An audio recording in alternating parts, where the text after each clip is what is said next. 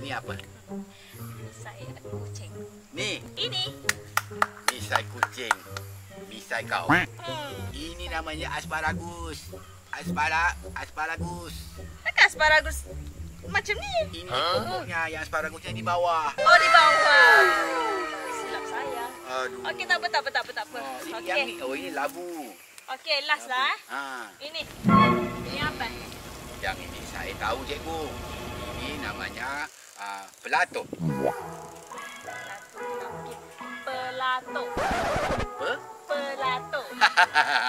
Pun sama juga, petola. Nani? Omae wa mou shindeiru. Saja je nak test. Tengok dah 3 petola. Orang banyaknya.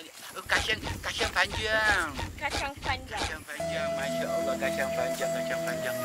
Oh, di sana ada. Apa tu? Ada macam-macam lagi. Oh, itu kambing.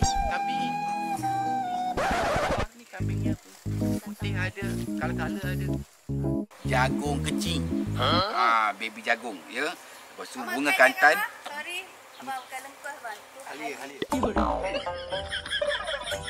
Oh, ni halia ni. Okey, kita sambung. Kita kacak kejap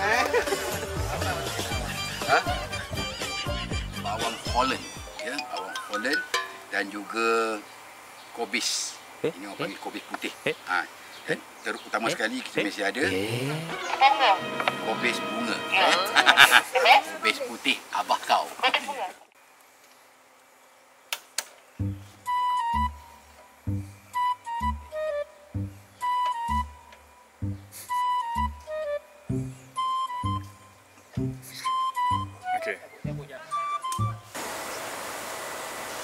Tengok macam mana korang banyak goreng, macam mana aku dia kalau nak goreng banyak sikit minyak.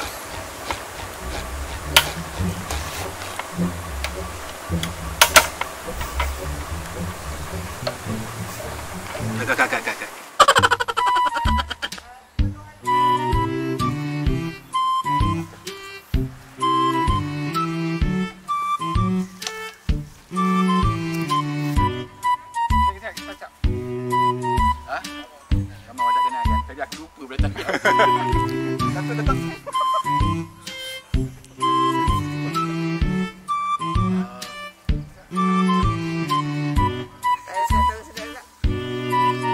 Rasanya sedap. Okey, semua ini dalam dibuat macam ayat